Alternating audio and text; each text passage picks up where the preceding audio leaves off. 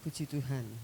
Saudara, kita akan ucapkan dulu 1 Yohanes 2 ayatnya yang ke-6. 2, 3. 1 Yohanes 2 ayat 6. Kewajibanku hidup seperti Kristus. Mari saudara, kita angkat Alkitab kita.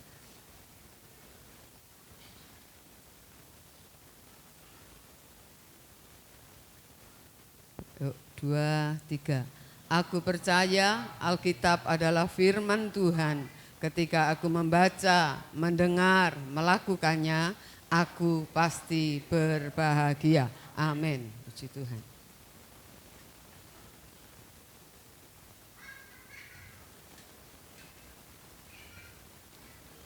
Pada pagi hari ini kita akan belajar kebenaran firman Tuhan. Saya beri judul Hidup Suci. Kita akan buka Alkitab kita di dalam suratan 1 Petrus pasal yang pertama ayat yang ke-14 sampai yang ke-16. 1 Petrus 1 ayat 14 sampai 16. 1 Petrus 1 ayat 14 sampai 16. Hiduplah sebagai anak-anak yang taat dan jangan turuti hawa nafsu yang menguasai kamu pada waktu kebodohanmu. Tetapi hendaklah kamu menjadi kudus di dalam seluruh hidupmu, sama seperti Dia yang kudus yang telah memanggil kamu. Sebab ada tertulis, kuduslah kamu sebab aku kudus. Nah, saudara, seringkali orang berpikir hidup suci kalau masih di dunia itu enggak bisa. Ya. Hidup suci itu hanya nanti di sorga. Tetapi kita tahu firman Allah yang kita baca barusan, itu perintah untuk orang yang masih hidup di dunia ini. Dikatakan hiduplah sebagai anak-anak yang taat. Kita sebagai orang tua, kita mau anak-anak kita taat. Tuhan juga mau anak-anaknya juga taat. Firman Allah katakan jangan turuti, jangan ikuti hawa nafsu yang menguasai kamu pada waktu kebodohanmu. Ayat 15, hendaklah kamu menjadi kudus dalam seluruh hidupmu, bukan sebagian hidup, seluruh hidupmu sama seperti Dia yang kudus yang telah memanggil kamu. Sebab ada tertulis, kuduslah kamu sebab aku kudus. Saudara, orang yang mendengar Injil, saudara dan saya, orang yang mendengar Injil harus memiliki cara hidup yang berbeda dengan orang yang tidak mendengar Injil. Kita punya kehidupan harus beda dengan mereka. Supaya mereka juga bisa melihat perbedaan itu, saudara ya. Jangan orang mencemooh, ya Kristen juga podo wae gitu ya. Bahkan lebih parah. Nah, saudara, kita seringkali mengerti bahwa Injil itu kabar baik. Ya, Injil itu artinya kabar baik. Nah, pertanyaannya, saudara, di mana letak kebaikan Injil itu? Di mana letaknya? Seringkali orang mengasumsikan, mengartikan Injil itu kabar baik. Sebab apa? Sebab di dalam Injil itu orang sakit sembuh kisahnya. Orang mengalami persoalan ditolong oleh Tuhan. Kebaikannya demikian. Coba kita jujur ya, jujur. Kalau saudara dan saya saksi, bukan tidak boleh saksi, cuma ini menjadi perenungan. Sebab kalau orang saksi ke depan biasanya apa? Sakit sembuh, betul ya? Ditolong Tuhan, mungkin mau alami kecelakaan orang lain mati dia hidup. Punya masalah ditolong Tuhan, itu saja. Berputar di situ saja kebaikan Tuhan itu. Itu sebabnya ketika seseorang sakit tidak kunjung sembuh, itu kecewa, bisa kecewa sama Tuhan. Ketika dia mengalami persoalan-persoalan yang tidak selesai, belum selesai, sudah datang lagi, belum selesai, datang lagi. Dia mulai berpikir, Tuhan itu ada apa enggak sih? Tuhan itu baik apa enggak sih? Karena menilai kebaikan Tuhan hanya pada hal-hal yang jasmani. Sama dengan anak-anak, anak kecil ya. Menilai kebaikan orang tuanya itu kalau minta apa-apa dikasih, betul enggak? Iya kan? Kalau enggak dikasih bisa teriak, mama jahat, papa jahat, papa enggak sayang aku, mama enggak sayang aku ketika enggak dikasih. Orang Kristen juga ternyata seperti itu, saudara. Itu Kristennya berarti masih kanak-kanak. Ketika mereka tidak mengalami pertolongan Tuhan bisa mundur. Hak gereja-gerejaan. Atau mungkin masih ke gereja. Tapi ya sesekali aja yang penting nongol aja. Yang penting tidak pindah agama. Udah itu aja mereka anggap cukup. Nah saudara, kabar baik itu di mana letak kebaikannya? Dari Injil itu saudara. Kebaikan Injil itu terletak pada kesempatan yang diberikan kepada orang-orang atau mereka yang mau menerima Injil itu. Sekarang kita harus berubah pola pikirnya. Jangan hanya berpikir kebaikan Tuhan itu kalau utangku terbayar, kalau anak-anakku bisa sekolah, bisa selesai dengan berprestasi dan lain sebagainya. Hal-hal seperti itu di luar gereja orang juga bisa capai. Betul ya? Ya, banyak orang sukses di luar gereja, saudara. Banyak orang berprestasi di luar gereja. Kalau Kristen cuma sama dengan itu, apa bedanya? Tidak ada bedanya. Enggak ada bedanya, enggak jadi Kristen juga bisa sukses. Enggak jadi Kristen juga bisa jadi juara. Enggak jadi Kristen juga bisa jadi presiden, betul enggak? Iya, saudara. Kalau cuma disetarakan itu, enggak perlu jadi Kristen gitu. Nah, Injil itu kebaikannya terletak pada kesempatan yang diberikan kepada saudara dan saya yang menerima Injil. Kesempatan apa? Dikembalikan kepada rancangan Allah yang semula. Itu yang tidak akan terjadi di luar gereja. Itu yang tidak akan terjadi di luar gereja. Ya, saudara, itu bedanya. Jadi saudara, Injil itu memberikan konsekuensi. Kalau saudara menerima Injil jangan enak-enak, ya, enak ikut Tuhan Yesus, minta apa-apa dikasih, doanya ndak harus begini begitu, doanya kapan saja boleh, bajunya bagaimana saja boleh, ngomongnya sak karepe dhewe juga boleh. Orang seringkali berpikir begitu, saya dulu juga pikir gitu, paling enak itu jadi Kristen. Kak adik sembahyang ini, sembahyang itu, betul kan? Mati dikubur, mau kebaktian penghiburan boleh? Enggak juga, enggak apa-apa. Enggak dosa, saudara. Enggak apa-apa, saudara. Ya, kita seringkali berpikir enaknya jadi Kristen itu aja. Enggak harus begini dan harus begitu. Nah, Injil itu, kita harus mengerti Injil itu memberi konsekuensi. Buat saudara dan saya, ada loh. Saudara ikut Tuhan Yesus itu ada konsekuensinya, jangan enak-enakan aja. Supaya saudara tahu, saudara. Ya, ada konsekuensinya. Menerima Injil itu konsekuensinya. Bersedia diubah sesuai dengan rencana Tuhan.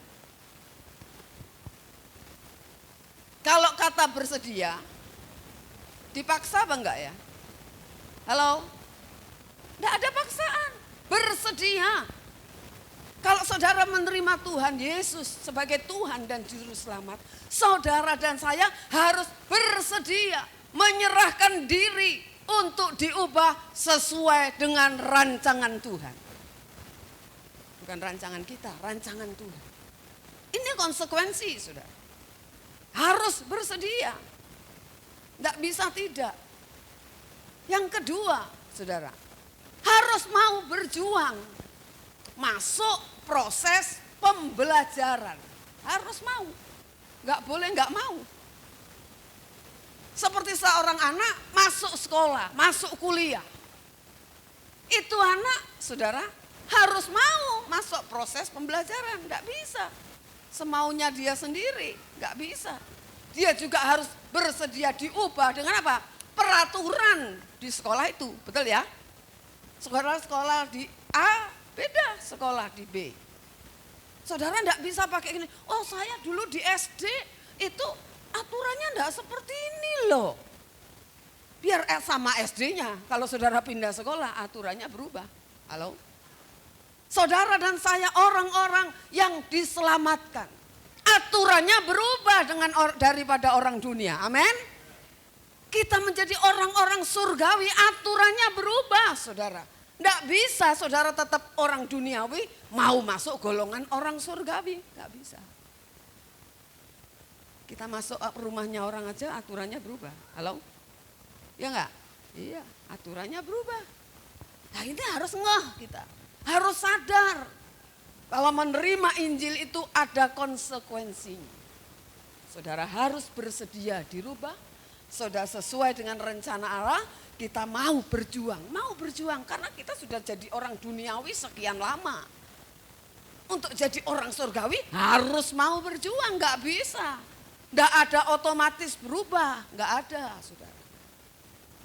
Ya. Kalau kita melihat orang dunia sekarang ya, berjuang untuk mencapai hal-hal yang mereka anggap bisa membahagiakan hidup mereka. Orang dunia berjuang untuk hal-hal mencapai berprestasi untuk hal-hal yang mereka anggap bisa membahagiakan. Contoh, kalau punya mobil itu bahagia loh.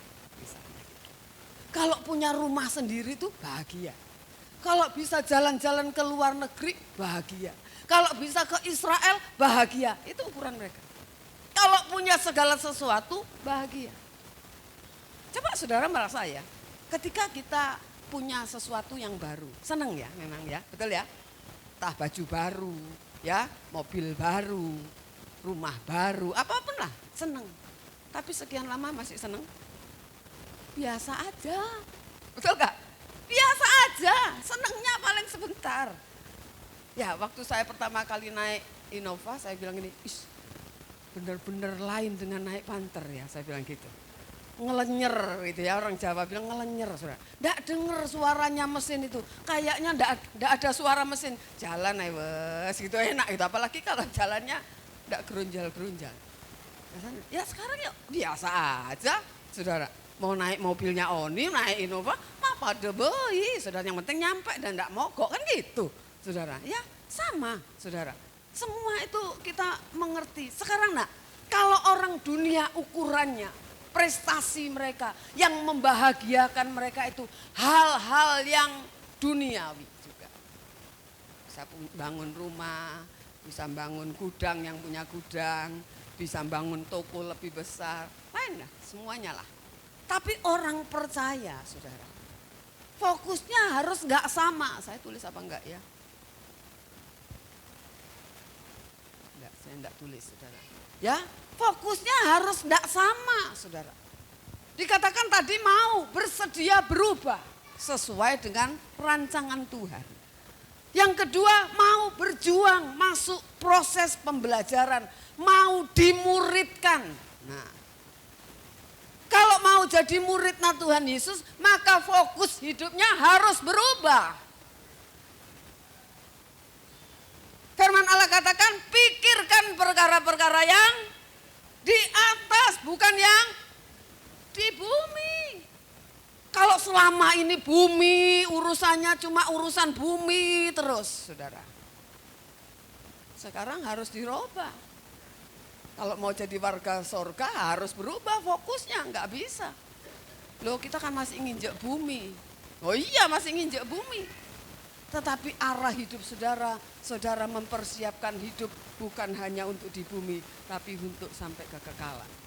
Ya saudara, kita prestasinya itu bagaimana aku menyenangkan hati Bapa. Itu prestasinya.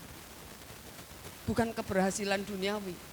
Bukan berarti saudara tidak boleh berhasil, saudara harus berhasil. Tetapi tujuan berhasil saudara untuk menyenangkan hati Bapa. Ya saudara, nah saudara kita tahu kesucian Ada agama-agama lain menganggap kesucian itu bisa diraih dengan semedi. Betul ya? Mereka bertapa, bertarak, tidak kawin, tidak makan ini, tidak makan itu. Mereka ukur itu sebagai kesucian. Oh, apa salah? Ya enggak salah. Tetapi saudara, enggak bisa kita kalau saudara mau suci terus gini, supaya enggak bikin salah, aku tak diem di kamar aja dah. Enggak ngomong sama siapa-siapa supaya enggak nyakitin siapa-siapa. Oh, enggak bisa. Kesucian itu saudara, kita harus berinteraksi dengan lingkungan. Saudara ke gereja ini kan berinteraksi satu sama lain. Kadang-kadang kecentok juga toh. Halo? Iya kan? Kadang-kadang saudara tersinggung. Mungkin guyon, mungkin ngomong atau apa saja. Mungkin sikap kita dipanggil tidak dengar, orang pikir sombong amat. Ya saudara, kita melihat kita nggak bisa. Kita harus mengalami kesucian lewat berinteraksi dengan orang lain. Ya saudara, lewat juga berbagai masalah yang kita hadapi di dalam hidup ini, itu mendidik saudara dan saya untuk hidup semakin suci. Itu mendidik kita. Tujuan Allah itu begitu, saudara. Jadi kita melihat, saudara, kesucian yang dikehendaki oleh Tuhan itu standarnya kesuciannya Tuhan. Bukan kesuciannya pendeta, bukan. Bukan kesucian penginjil hebat, bukan. Atau pendeta kelas internasional, bukan. Kesucian yang Allah mau dalam hidup saudara dan saya itu berstandar kesucian Allah. Ya, coba kita baca. Matius 5 ayat 20.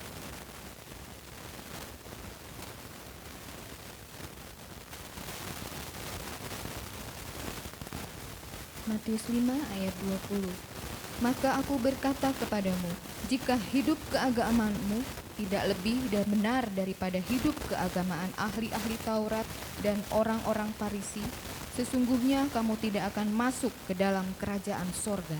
Nah, aku berkata kepadamu, jika hidup keagamaanmu, jika kebenaranmu, jika moralmu, jika pikiranmu, saudara, tidak lebih dari ahli Taurat dan orang Farisi. Kita sudah belajar kan hidup keagamaan di kayu sunnah, artinya perilaku yang kelihatan. Ya saudara, kalau hidup keagamaan kita tidak lebih dari tokoh-tokoh orang beragama, katakan kamu loh gak bisa loh masuk ke dalam kerajaan surga. Loh, dengan ayat ini menunjukkan orang Kristen harus lebih dari orang yang beragama. Amin. Amin. Bahkan dari tokoh-tokoh agamanya. Saudara, harus punya level yang berbeda, tidak boleh sama. Jadi Kristen tidak boleh sekedar saudara ke gereja pulang, pancet gitu aja. Kadang-kadang saya sampai ngobrol sama Om Bro, ya kadang-kadang sama Marlin juga. Bingung saya gitu. Baru dengar firman, gitu ya. Minggu sekarang baru dengar firman. Kalau ada tamu saudara bilang, saya mau ke gereja, meneng mau saya kene, sedilu aja. Jangan pulang. Sudah saya minggu depannya sudah ada tamu udah ke gereja loh. Kan saya kan bingung. Ini piye caranya masuk no itu loh. Caranya masuk no firman itu kepikiran jemaat itu gimana ya. Dan itu berulang-ulang saudara, bukan sekali. Kalau sekali berulang-ulang sekali terus bertobat ya oke lah. Tuhan juga tapi berulang-ulang. Ya. Kan saya bingung sebagai ya pendeta, sebagai gembala, saya juga bingung piye carane. Makanya pola pikir itu enggak gampang dirubah. Kalau saudara dan saya enggak mau berubah. Biar dihantam toh dengan firman yang keras-keras godam toh. Saudara akan kayak karet, bantalan karet yang gede itu. tung, kena. Tapi mental, mumbul, mana kempes sebentar, tapi mumbul lagi. Kembali semula. Coba saudara renungkan. Nasib kekal saudara yang tentukan, bukan pendeta yang menentukan. Itu yang harus saudara tahu ya. Kami cuma ngajar, terserah ya. Nah, sekarang untuk bisa hidup suci, harus punya komitmen orang itu. Dirinya sendiri. Kalau namanya komitmen harus dari diri kita sendiri. Kalau orang lain yang ngasih komitmen enggak bisa. Saudara sendiri yang harus janji sama dirimu sendiri. Ya. Untuk hidup suci, kita harus punya komitmen. Yang pertama, tidak berbuat salah dalam bentuk apapun. Dalam berkata Tuhan, aku tidak mau berbuat salah dalam bentuk apapun.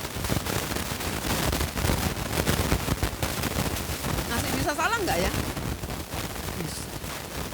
Tapi paling tidak saudara punya niat untuk tidak berbuat salah dalam hal apa. Dan dengan cara bagaimana? Ya, tidak berbuat salah dalam bentuk apapun. Dan dengan cara bagaimanapun. Tuhan, aku mau enggak salah ngomong. Tapi kadang ya sih salah toh. Tapi bukan sengaja mau salah, saudara, itu yang saya maksud. Tuhan kan tahu saudara sengaja mau ngatain orang sama guyon-guyon terus orang tersinggung. Kan enggak sengaja, maksudnya dalam arti enggak sengaja mau nyakitin. Tapi kan kita perlu belajar. Ternyata guyon itu juga bahaya. Ini kita belajar ya. Saya kasih tahu ya, bocoran ya. Enggak perlu tahu siapa orangnya. Ayo ke MK, ya, datang lagi ke MK. Apa jawabnya? Enggak. Loh, kenapa? Kalau dulu alasannya pernah dia ngomong, karena sharing enggak bisa jawab, malu. Loh, enggak apa-apa, lek gak bisa jawab. Kan gitu ya. Saya kasih itu ya tetap enggak nyaman. Terus dia nyeletuk gini. Enggak, apa dikatain katanya.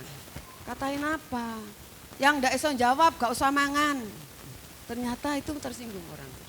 Loh, yang ngomong gitu kan merasa guyon aja ya, enggak mungkin. Ternyata tersinggung. Dia enggak mau lagi datang MK. Halo. Jadi mesti hati-hati ternyata guyon kita ya. Halo. Enggak semua orang. Ternyata ada yang tersinggung. Enggak semua orang enggak popo, saudara. Ya, jadi kita mesti hati-hati ya. Jangan ngomong gitu lagi ya, saudara.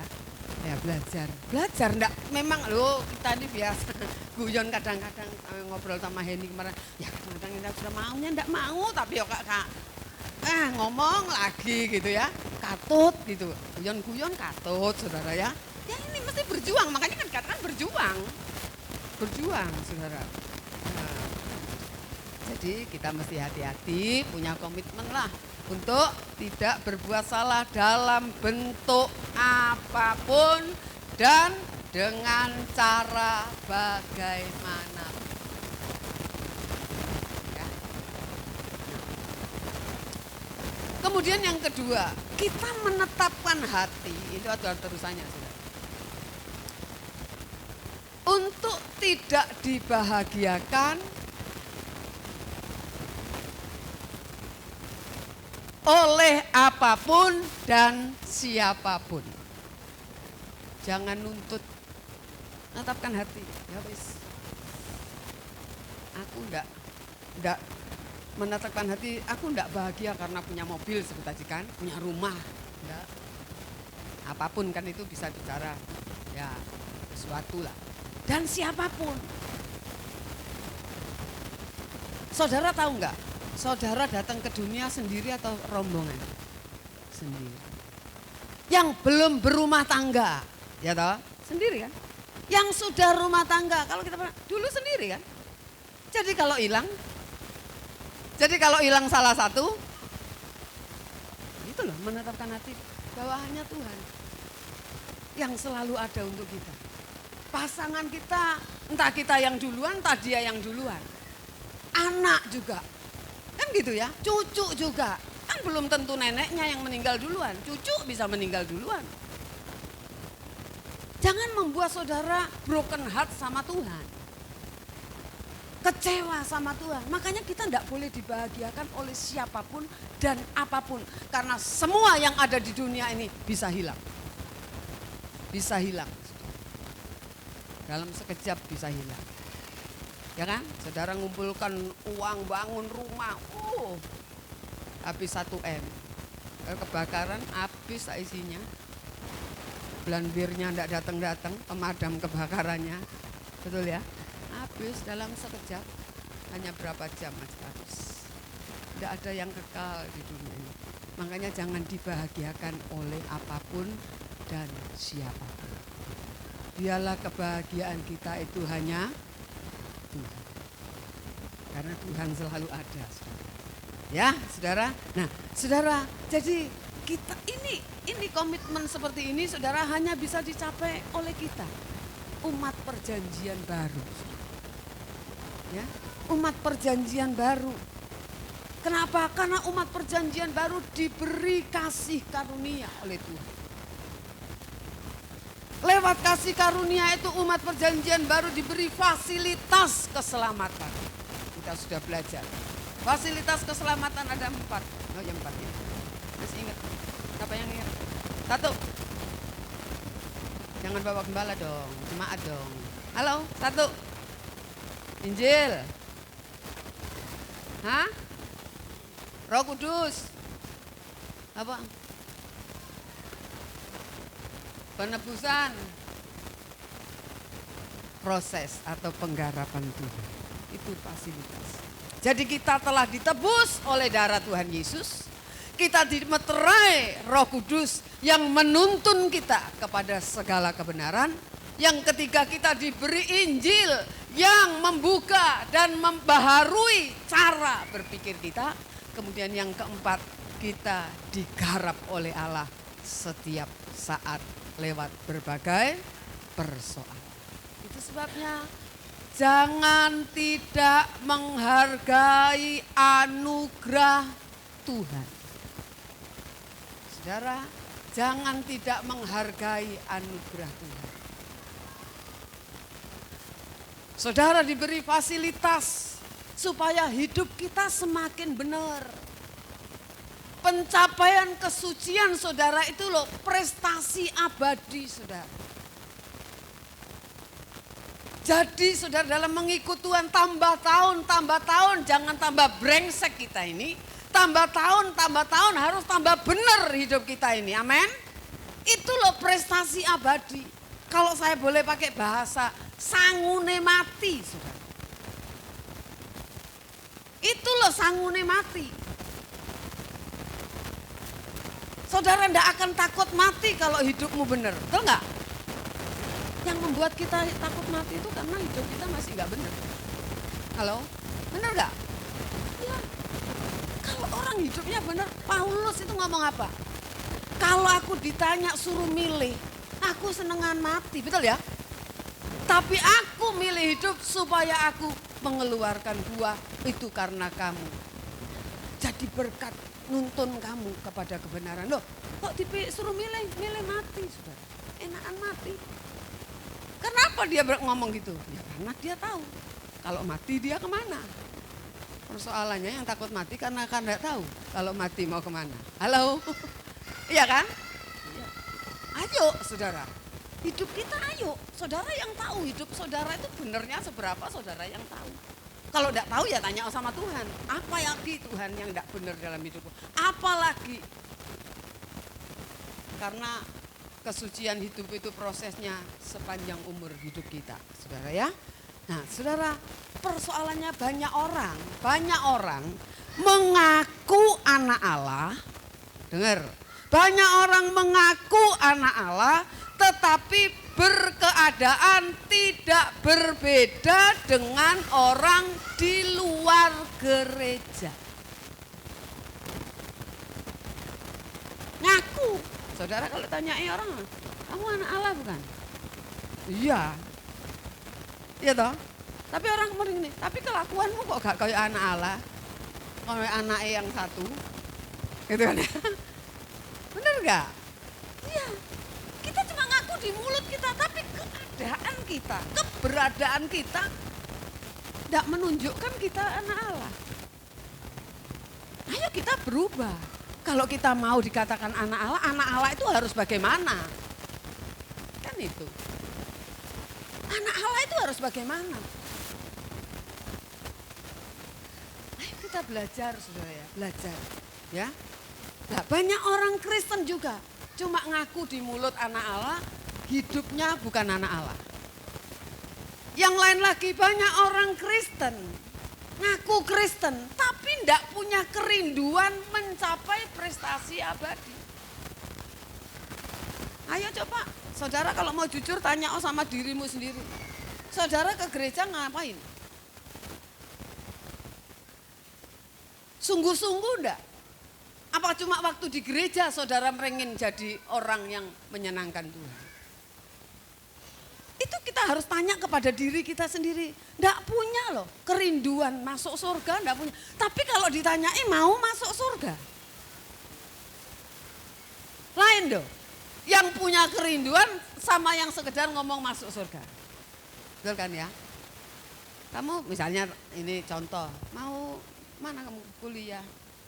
Iya mau kuliah sih. Kuliah apa? Enggak tahu juga. Nanti lihat teman-teman yang banyak kuliah apa nunut ikut gitu. Tapi kalau yang punya kerinduan lain loh. Biarpun enggak ada sak kelasku, sak sekolahanku enggak ada misalnya gitu ya. Yang pengen jadi ahli gizi gitu ya misalnya. Aku tetap itu kerinduanku. Loh kan lain ya? Lain ya? Enggak manut grubyuk saudara. Nah saudara ini mau jadi Kristen mau apa? Punya kerinduan enggak? Kalau enggak punya, iya kan berarti ada sesuatu yang salah dalam hidup kita ini. Jangan hanya, kenapa saudara? Kenapa sih? Itu kenapa? Karena banyak orang Kristen sudah terlanjur. Nah, namanya terlanjur itu kadung wis. Terlanjur hanyut dalam hal-hal yang mereka idam-idamkan. Ya itu tadi, ngejar punya rumah, ngejar, semua dikalahkan, Tuhan pun dikalahkan, sing penting aku mau cita-citaku ini tercapai. Enggak pernah ngejar Tuhan, enggak pernah. Ngejar hal-hal yang akan hilang. Ngejar hal-hal yang hanya di dunia ini. Oh gimana nanti, bagaimana nanti. Cuma di sini aja. Apa salah? Salah. Salah kalau cuma itu, amin.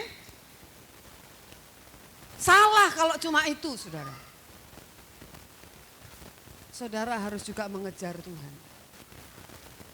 Ya. Saudara, ayo kita belajar. Tuhan itu memberi pilihan.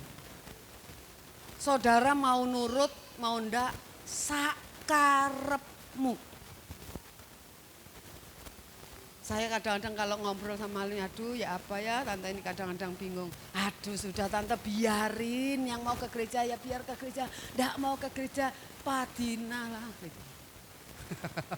Biarin, udah dikasih tahu kok. Kecuali ndak dikasih tahu, udah kasih tahu. Ndak bisa dipaksa kan, biarin aja sudah. Makanya saya sekarang ndak terlalu banyak ngomong juga, saudara. Ya, saudara. Bukan ndak mau peduli dengan saudara, bukan. Saudara bukan anak-anak, saudara sudah berapa tahun? Saya loh di sini sudah 26 tahun. Sebelumnya itu saudara sudah jadi Kristen kan? Nah, mau diingat loh ya apa lagi? Saudara, ya sudah up to you toh. Saudara, ya saudara jadi ayo sadar sendiri. Masing-masing keselamatan kita urusan kita sendiri. Ya saudara. Oh sorry salah pencet. Sorry.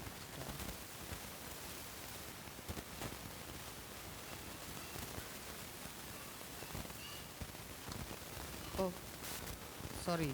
Saudara coba Ibrani 12 ayat 14. Oh, saya enggak tulis ya di situ. Ibrani 12 ayat 14. Ibrani 12 ayat 14. Berusahalah hidup dengan damai damai dengan semua orang, dan kejarlah kekudusan, sebab tanpa kekudusan tidak seorang pun akan melihat Tuhan. Nah, disuruh apa?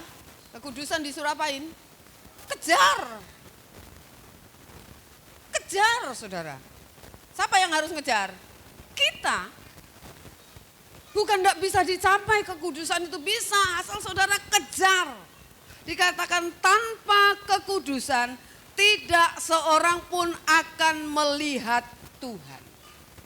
Dalam bahasa aslinya itu saudara, melihat itu bukan melihat dengan mata, bukan.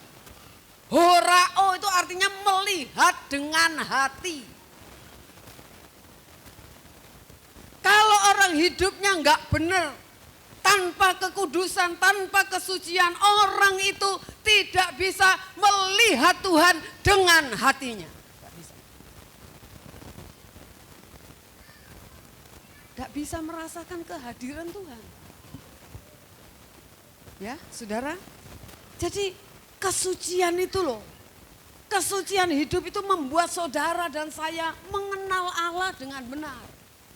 Karena saudara bisa melihat dengan hatimu. Semakin saudara tinggi pencapaian, semakin saudara hidup suci, semakin saya hidup suci, semakin kita hidup suci, semakin kita menemukan Tuhan. Saudara, kita harus mengerti Tuhan atau Allah itu hadir dan senang hatinya bukan karena saudara nyanyi. Bukan karena saudara tepuk tangan paling keras. Bukan karena saudara kalau disuruh lompat ikut lompat. Oh bukan itu. Bukan kita kalau heboh. Gitu. Bukan. Apa enggak boleh gitu? Bukan enggak boleh. Saudara. Tapi Allah yang benar, perhatikan. Allah yang benar adalah Allah yang harus disukakan hatinya setiap hari, bukan hanya waktu saudara ada di gedung gereja ini. Setiap hari, saudara setiap hari. Segala sesuatu yang saudara lakukan itu ibadah. Saudara kerja itu ibadah. Apapun profesi saudara. Saudara jadi ibu rumah tangga, itu juga masuk ibadah. Kenapa? Saudara harus menyenangkan Tuhan sebagai ibu rumah tangga.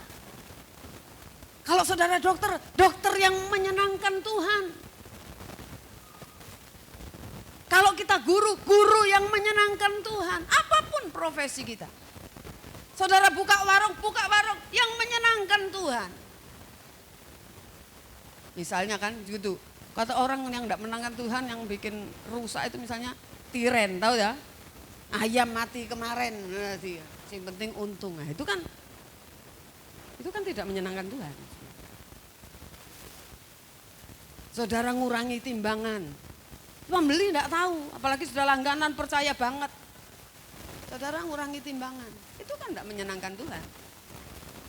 Barang jelek saudara bilang bagus, itu ibadah loh. Ke gereja ini kita pertemuan bersama untuk belajar firman. Jadi jangan merasa udah ibadah, udah ke gereja, udah ibadah. Keluar dari gereja ini saudara juga harus ibadah. Halo? Ya kan saudara? Jadi kita harus belajar. Jadi ibadah itu bukan cuma berliturgi di gereja ini. Bukan saudara. Ya. Kenapa sih saudara Tuhan itu mau disukakan kita setiap hari bahkan setiap saat. Supaya kalau di gereja kita tidak munafik. Supaya kalau ke gereja ada di gereja kita tidak bersandiwara. Contohnya gimana? Coba saudara nyanyi ya, saya kasih contoh. Misalnya kita nyanyi di gereja ini. Kau yang terindah di dalam hidup ini. Pertanyaannya, benar tak? Loh, pertanyaannya gitu kan? Benar gak? Loh kalau benar ya enggak apa-apa nyanyi gitu. Kalau tidak, munafik kan kita. Halo? Bersandiwara kan? Main sandiwara kan? Saudara, jadi ayo kita belajar, saudara. Maksudnya itu loh, ibadahmu itu sepanjang hari hidupmu di luar gereja ini, itu loh ibadahmu.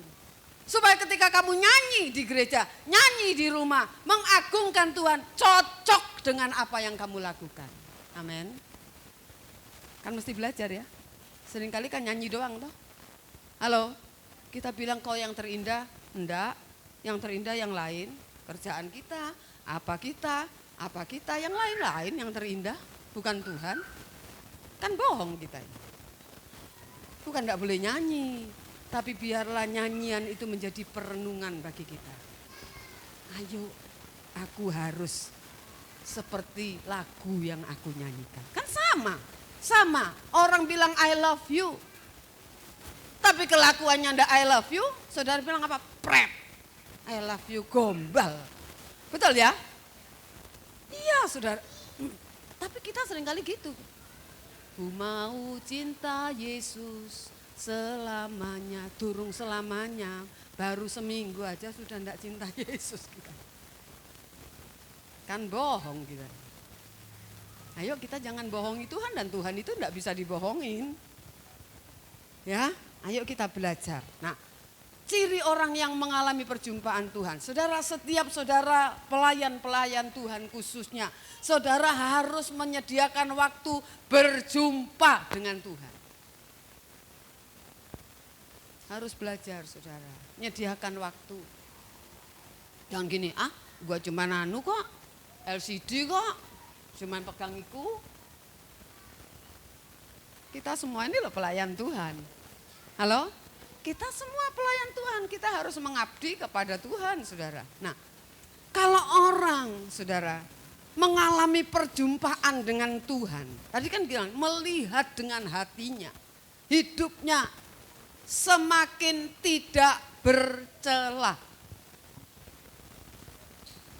Boleh bilang semakin suci, semakin benar. Ya, saudara, Filipi pasal 2. Ayat 14 dan 15. Filipi pasal 2. Filipi 2 ayat 14 dan 15.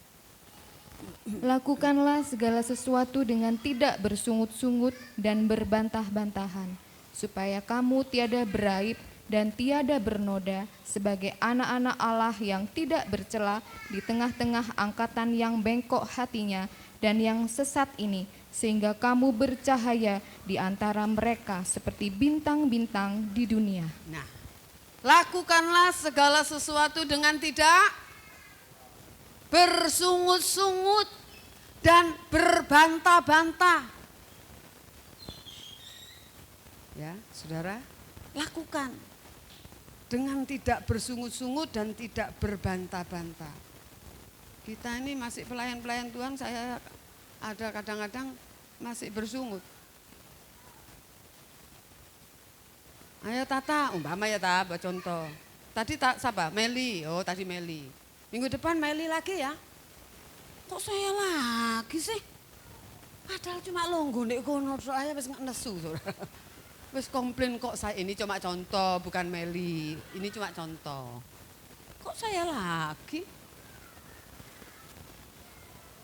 Saudara, jangan ngomong gitu lagi, belajar.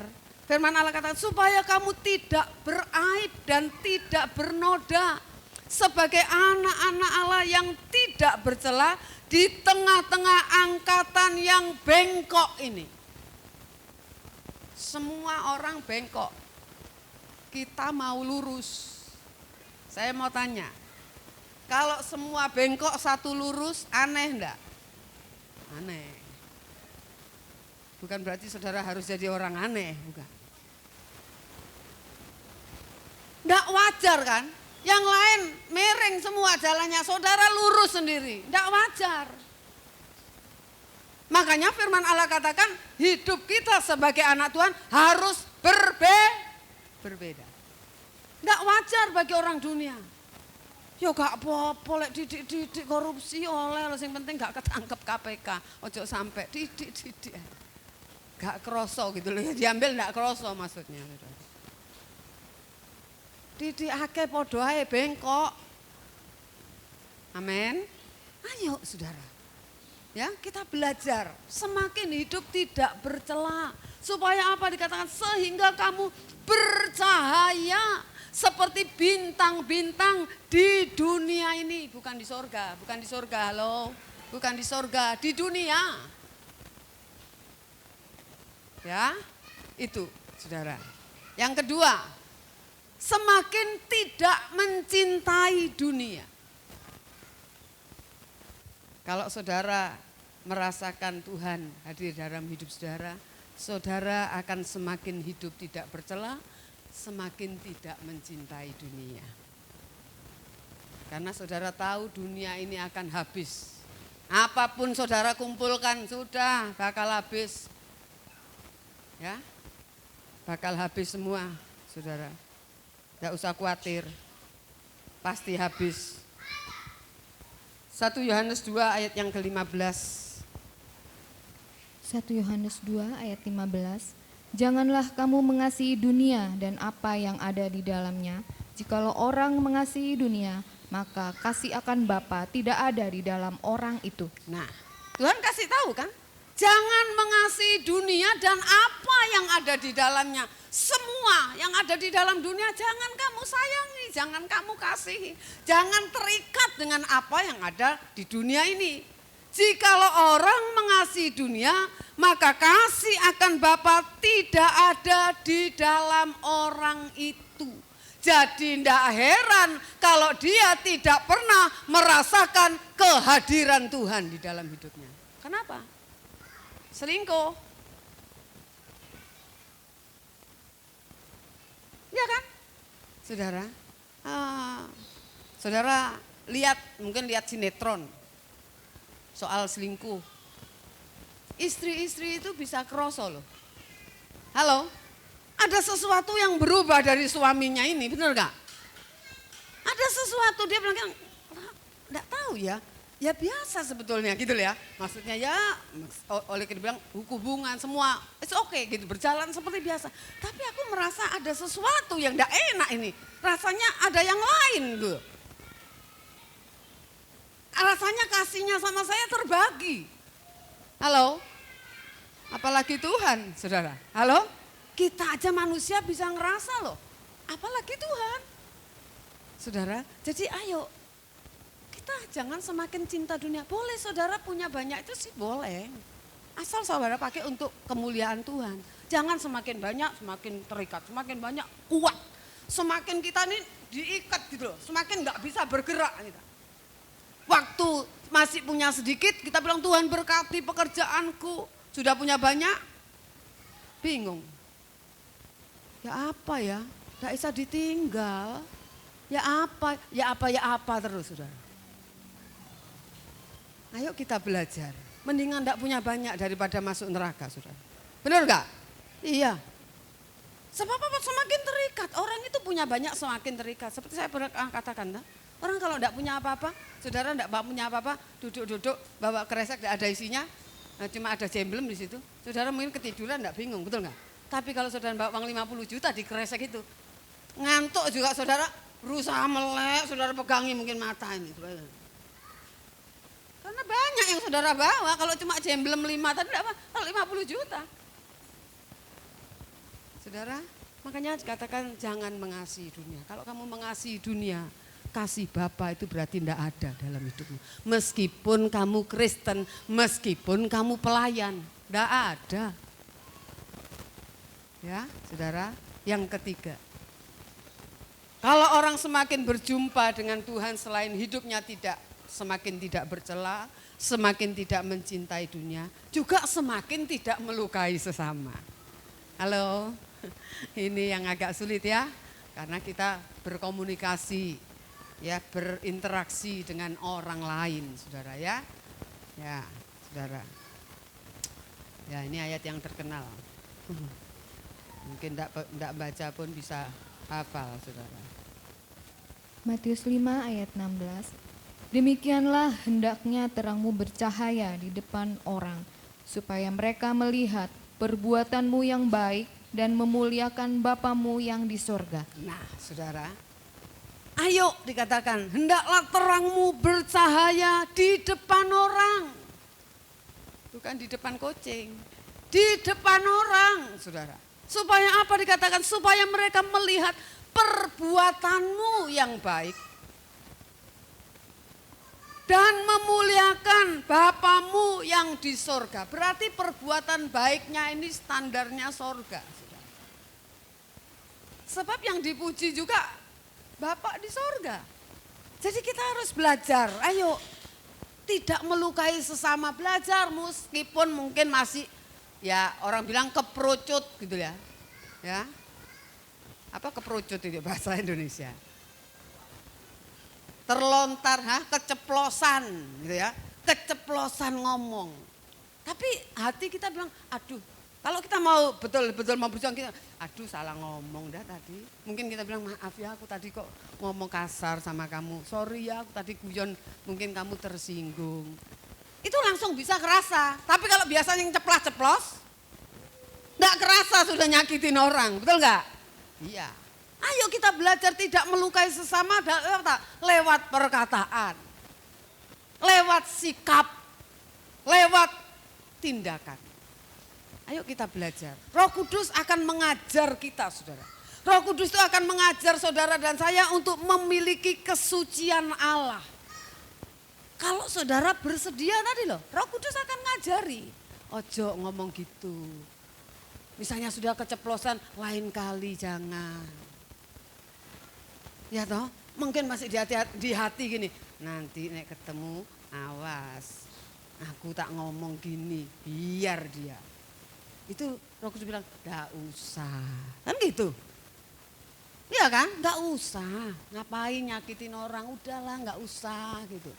Nah saudara, supaya apa? Kalau kita belajar, Roh Kudus ngajar kita untuk tambah hari, tambah memiliki kesucian Allah. Saat-saat kita mengalami masalah, saudara, kita itu bisa merasakan kehadiran Tuhan itu dalam hidup kita. Seberat apapun. Gini loh, dalam hati kita itu kita bisa berkata gini, Tuhan ada. Tuhan ada. Amin. Amin. Saudara mungkin dilukai orang. Firman Tuhan berkata jangan balas kejahatan dengan kejahatan. Saudara tidak balas dengan sikap, dengan perkataan, dengan tindakan. Saudara berkata Tuhan aku tahu engkau ada. Amin saudara. Ya ayo kita belajar saudara. Belajar. Kita tahu, aku tahu Allahku hidup. Tidak akan diem ya. Saudara, nah ini mesti dilatih kan. Ini mesti dilatih. Tidak gampang kan? Ngomongnya gampang, tidak gampang. Saudara bisa loh, orang itu ya saya kan punya, saya pindah ke 3 tempat ya.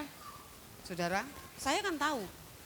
Ada, di mana-mana tuh ada yang Kristen model tidak merasakan Tuhan dalam hidupnya. Ya kecewa, ya bagaimana, itu loh. Dia tidak tahu, dia tidak percaya bahwa Allahnya itu hidup meskipun masih ke gereja. Saudara, kita harus percaya Allah kita itu hidup.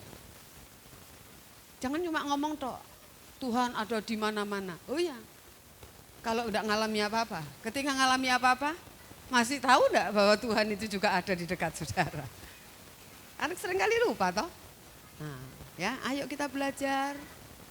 Ingat, kalau kita mati, semua rapot hidup saudara akan dibuka. Di situ kita akan melihat siapa kita sebenarnya. Kalau sekarang kan bisa ditutupi ya dari orang. Bisa ditutupi dari orang. Nanti kalau sudah mati rapotnya semua keluar saudara. Ini loh kamu. Model gini mau masuk surga. Katanya Tuhan. Ya, kamu lihat rapotmu ini cocok enggak? Sama anak sekolah, model gini, naik kelas. Ya kata apa, tapi sekarang enggak ada anak enggak naik kelas katanya. Saudara, semua naik kelas, saya juga bingung. Ya, Itu membuat anak malah males belajar kayaknya ya. Enggak ada malu kan? Kalau dulu enggak naik kelas kan malu pasti. Nah saudara, ayo kita serius ikut Tuhan.